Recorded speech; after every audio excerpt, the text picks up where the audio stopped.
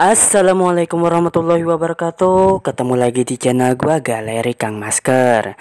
Video kali ini yaitu part 2 daripada video yang sebelumnya, yaitu 5 komik Cina atau manhwa tentang kultivasi. Langsung saja kita mulai. Yang keempat yaitu manhwa Spirit Sword, yaitu cerita yang berpusat kepada Chu Xingyun, seorang tuan muda dari keluarga Chu yang diremehkan orang-orang karena ia hanya memiliki martial spirit tingkat 1, yang merupakan tingkat terendah yang ada di dalam manhwa Spirit Sword. Chu Xingyun pernah dijodohkan dengan seorang anak perempuan dari keluarga Sui yang bernama Sui Qianyue, tetapi dia sangat sombong dan bahkan menyebut Chu Xingyun yaitu sampah hanya karena statusnya sebagai jenius nomor 1 di kota dan kultivasinya di tahap tempering body tingkat 9.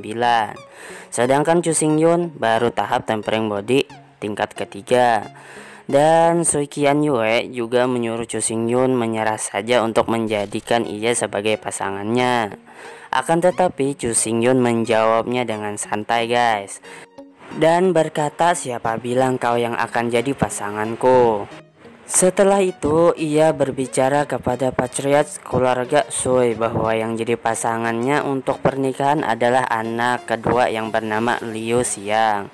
Sebelum pergi daripada kediaman keluarga Sui, Chu Xingyun menantang Sui Qian dan membuat perjanjian bertarung 1 tahun lagi untuk membuktikan siapa yang katak di dalam sumur.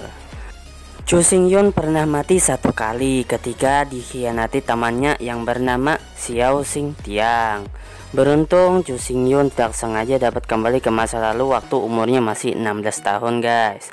Dengan berbekal pengetahuannya dari kehidupan yang sebelumnya, ia bangkit dari terlemah menjadi yang terkuat. Bisa dibilang komik ini zero to hero guys.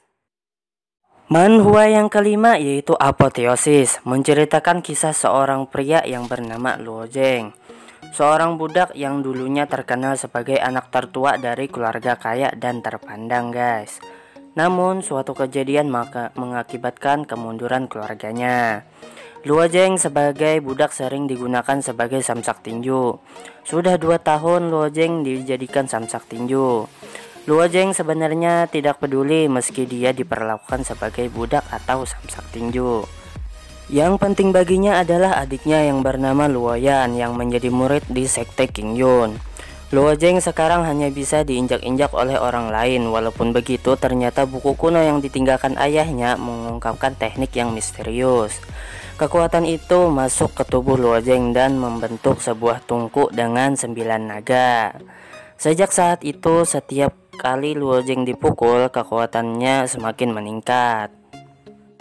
Untuk lo yang baru baca manhwa ini, gue saranin jangan menilai dari awalnya dulu guys. Paling gak lo harus baca 60 chapter dulu.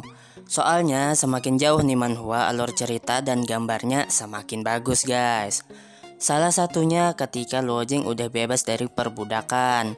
Dia melakukan perjalanan untuk mengikuti ujian masuk sekte Qingyun. Dan setelah diterima di sekte Qingyun, Luo Zheng mengambil teknik iblis. Alasan gue nyaranin kalian buat baca paling enggak sampai chapter 60 karena menurut gue untuk bagian pertama, klimaks dari manhwa Apotheosis yaitu berada di chapter 60-an guys. Karena di chapter itu Luo Zheng mengikuti kompetisi antar puncak dan pertarungannya sangat seru guys. Untuk sekarang manhwa Apotheosis udah ada lebih dari 580 chapter guys. Jadi selamat maraton bacanya. Nah itu saja dulu video gua tentang 5 manhwa atau komik Cina tentang kultivasi. Dan jangan lupa dukung channel kita dengan subscribe, biar gue semangat bikin videonya. Wassalamualaikum warahmatullahi wabarakatuh.